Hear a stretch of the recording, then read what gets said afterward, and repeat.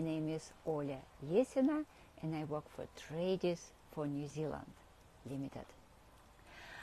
I would start today with talking to our New Zealand employers. Some of you recently received a phone call from me and you checking on me. So here I am. I'm calling around right now to engineering companies and to some electrical companies, helping my applicants who are in New Zealand right now, and those people who I already tested and checked before, sometimes a year ago. So it is your luck today, because some of the best of them are available right now in New Zealand again.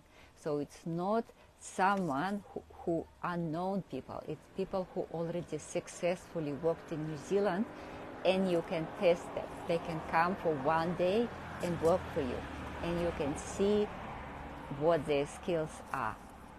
So you make your own decision.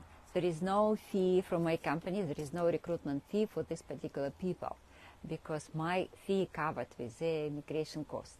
So don't be afraid, don't worry, just watch, look at these people as normal candidates and test them and make your decision.